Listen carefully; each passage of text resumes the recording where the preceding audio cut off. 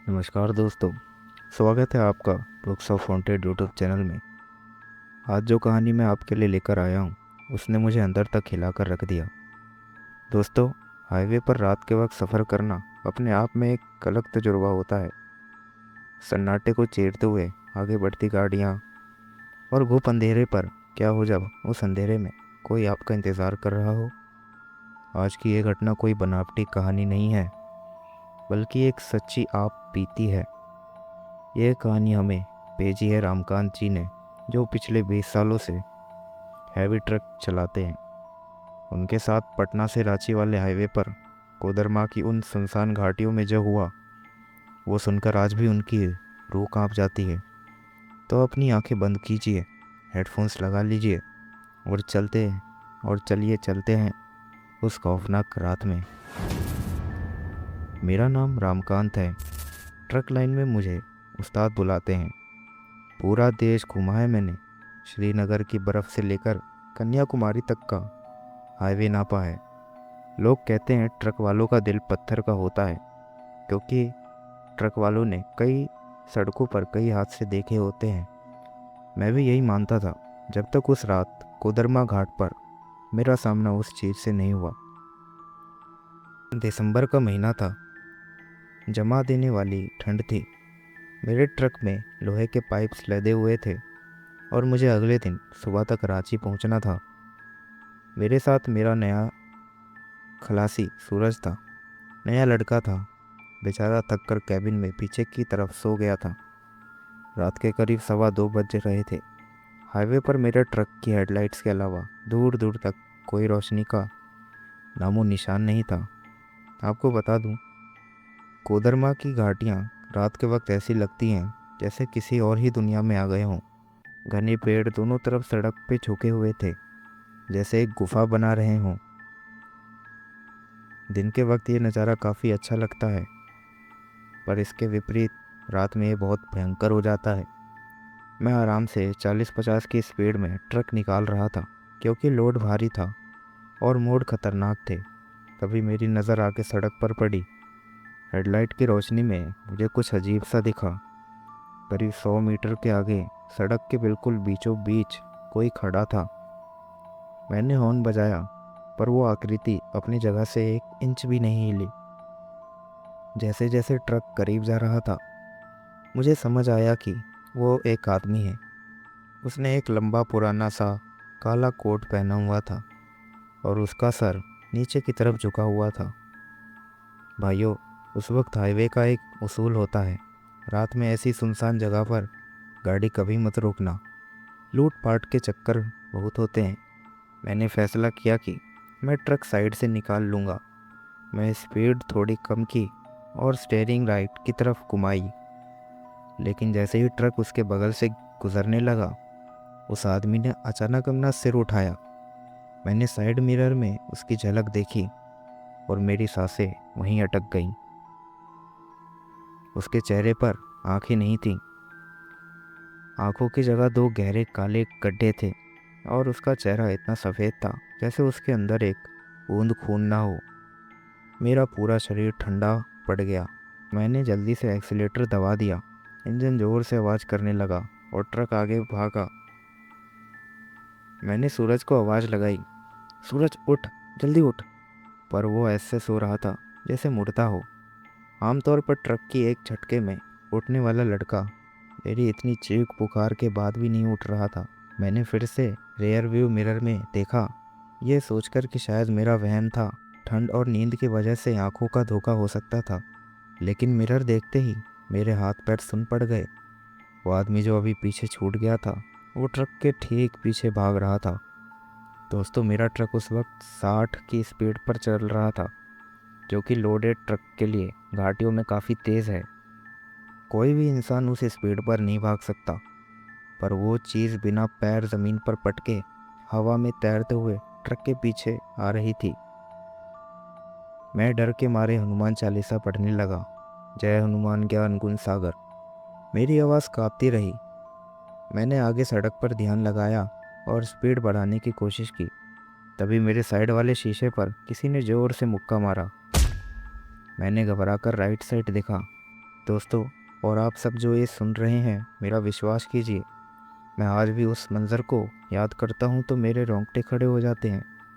वो काला कोट वाला आदमी मेरे शीशे से चिपका हुआ था। 60 की स्पीड पर भागते ट्रक के विंडो पर वो किसी छिपकली की तरह चिपका हुआ था।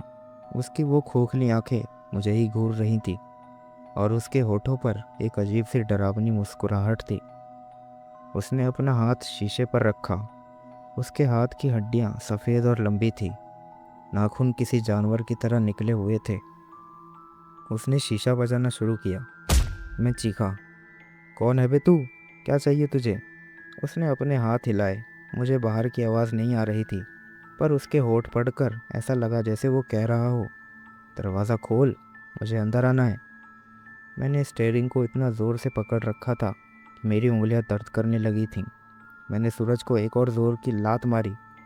अबे उठ जा, मरवाएगा क्या? सूरज एक झटके में उठा। क्या हुआ? क्या हुआ उस्ताद? उसने नींद में आंखें मलते हुए पूछा। मैंने चिल्लाते हुए कहा, बाहर देख, विंडो पे तेरा बाप खड़ा है।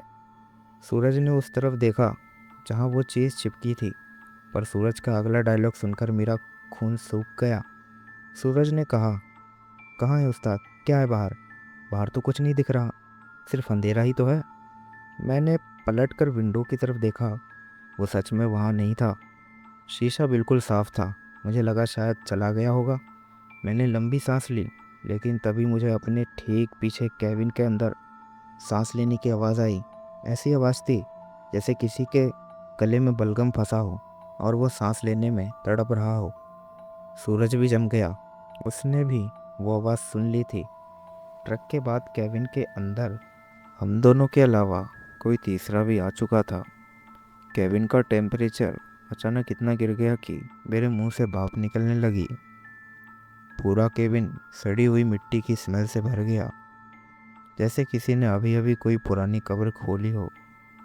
मेरे पीछे से एक ठंडा बर्फ जैसा हाथ आगे बढ़ा और मेरे कंधे पर रख गया।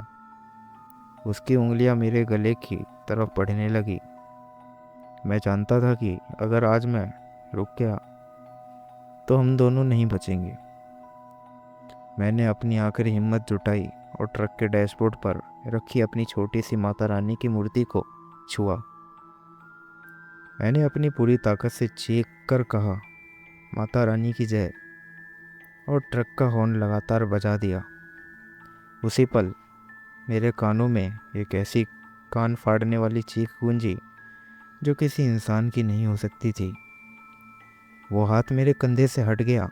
ट्रक के कैबिन का दरवाज़ा, जो लॉक था, अचानक खुला और ज़ोर से बंद हुआ। सन्नाटा, पूरे कैबिन शांत हो गया था। सूरज बेहोश हो चुका था और मेरे माथे से पसीना टपक रहा था। मैंने गाड़ी की स्पीड कम नहीं की और लगातार अगले 40 किलोमीटर तक चलाता रहा, जब तक मुझे आगे एक बड़ा और रोशनी से भरा कोई ढाबा नहीं दिखा। तब तक मैं गाड़ी भगाता गया। ढाबे पर ट्रक रोकते ही मैं नीचे गिरा और बेहोश हो गया। ढाबे वालों ने मुझे पानी पिलाया और सूरज को भी होश में लाया। जब मैंने ढाबे के मालिक को उस घटना और उस काले कोट वाले आदमी के बारे में बताया तो उसके चेहरे का रंग उड़ गया। उसने बताया, उस्ताद, आप बहुत किस्मत वाले हो जो बच गए। पिछले 5 साल में 8 ट्रक पलटी हैं और 8 के 8 ड्राइवरों की मौत हो चुकी है। लोग कहते हैं वहाँ एक शख्स लिफ्ट मांगता है। जो लोग गाड़ी रोक लेते हैं उनका ट्रक अगली सुबह खाई में मिलता है, और जो नहीं रोकते वो उसके डर से अपना कंट्रोल खो बैठते हैं। पर वो गाड़ी के अंदर तभी आता है जब ड्राइवर डर जाए और अपना होश खो दे। आपने हिम्मत रखी, इसलिए आप बच गए। तो दोस्तों, ये थी रामकांत जी की कहानी। सोचकर देखिए, उस रात अगर रामकांत जी ने गाड़ी रोक दी होती तो क्या होता। हाईवे पर कई ऐसी चीज़ें घूमती हैं जो हमारी समझ से परे हैं। इसलिए रात में सफ़र करते वक्त हमेशा सावधान रहें और अकेले सुनसान जगह पर गाड़ी ना रोकें। आपको यह आप बीती कैसी लगी, मुझे कमेंट्स में ज़रूर बताएं। अगर आपके साथ भी कोई ऐसी डरावनी घटना हुई है तो हमारी ईमेल आईडी पर ज़रूर भेजें, ताकि हम उसे अपनी आने वाली वीडियोस में ला सकें। साथ ही साथ आपका नाम भी उस कहानी में ज़रूर देंगे। वीडियो को लाइक करें, अपने दोस्तों के साथ शेयर करें और अगर चैनल पर नए हैं तो बुक्स ऑफ हॉन्टेड को सब्सक्राइब करें। बेल आइकन को दबाना ना भूलें। मैं मिलूँगा आपसे अगली रात एक नई खौफनाक कहानी के साथ। तब तक के लिए अपना ख्याल रखें और अंधेरे में अकेले बाहर ना निकले। शुभ रात्रि।